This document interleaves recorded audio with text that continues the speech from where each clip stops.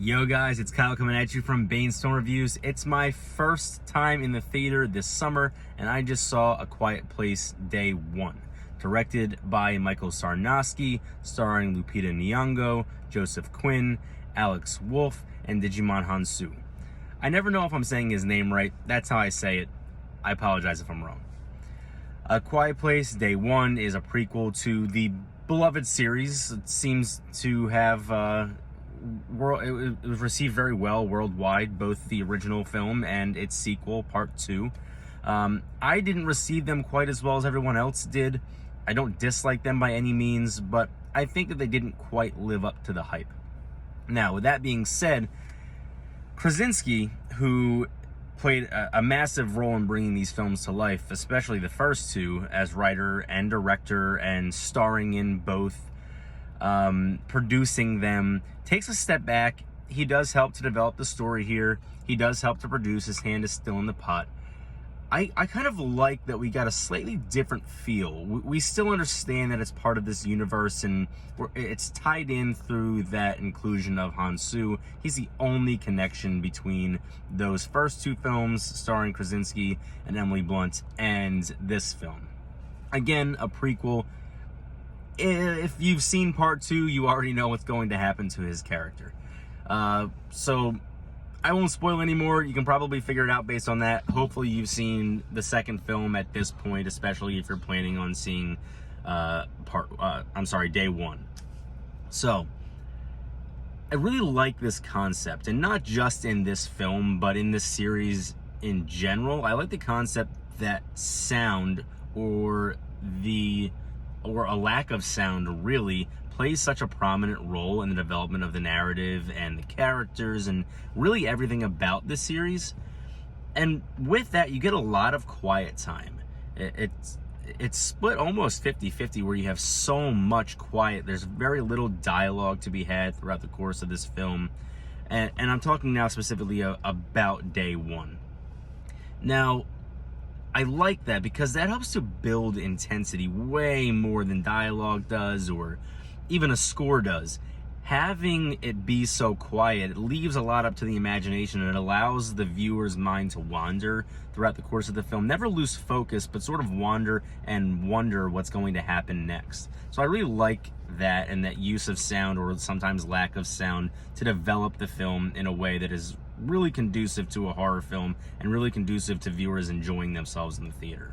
With that said, Sarnowski and his team do a wonderful job of now juxtaposing that sound, and it happens in the other films as well, but it's more prominently featured in this, where when those monsters that have a lot of screen time in this film compared to the others, when those monsters show up and they wreak havoc on all of humanity, really, this time particularly in New York City, it's so loud. The drastic change in sound, and it explodes from those speakers, and it sounds so good. But beyond it just sounding cool, the fact that it juxtaposes the rest of the film and that silence so well really drives the film forward. And that's probably my favorite part of the film and the series as a whole. Now, I'm alluding to a review that was written by John Kao, which is a wonderfully written review. If you want a full written review you'd rather read than listen to me talk, head on over to Bane's Film Reviews and read that review by John Kao. He has some wonderful insight into this film. But I'm sort of piggybacking on something that he says in the film. Frodo, which is the main character's cat, or service cat, if you will, plays a really interesting role, and I like the idea of including a cat in this film. So for two reasons in particular. One, cats are by nature pretty quiet. They walk around quietly. It's very easy for them to sneak up on other people. It's very easy for them to remain secluded and away from the rest of humanity, because they are so quiet and they don't draw too much attention to themselves. And additionally, cats are one of those animals that, even if they've been domesticated, they do a really good job in nature, surviving and thriving on the elements and thriving on what they have available to them. So I really like this idea of including a cat as the I guess, the animal of choice. I guess if they were going to include a service animal, but they were going to include a pet of some kind that was going to help to develop drama and help to develop characters in a way that they couldn't because there was not a lot of dialogue.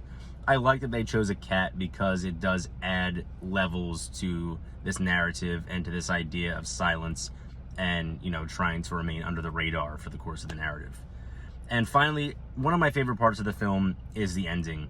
I'm not going to spoil anything. I don't want to tell you what happens to any of the characters.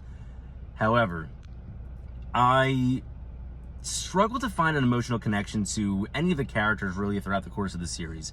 I don't dislike them. They're just kind of there to drive the narrative forward, and as much as we're supposed to connect with them and create an emotional connection with them, it didn't work for me in previous films, and I didn't get it so much here until the end, when we see some sort of sacrifice. I'm not going to tell you what is sacrificed, but there's something that is sacrificed at the end of the film here. And it brought me so close to tears. I really felt it. And I don't even know if it was the characters specifically that made this happen.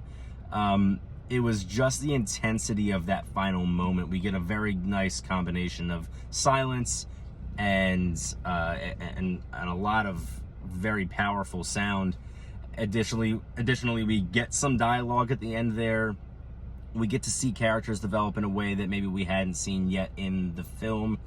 And it really comes together nicely to create a thrilling ending that I think wraps everything up nicely and really puts a bow on what is probably my favorite of the three films.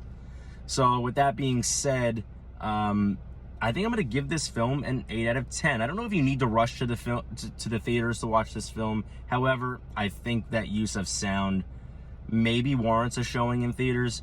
You can wait until you get home if you have a nice surround sound system or even just a television that has a nice set of speakers.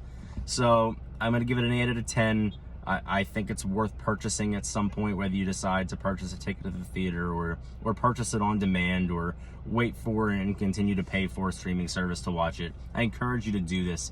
I think it's the best of the series. I like that Krasinski took a step back, helped to develop a story that was very compelling and characters that were maybe even more enjoyable than before. And it's really an overall fun film. It moves very quickly, and I thoroughly enjoyed it.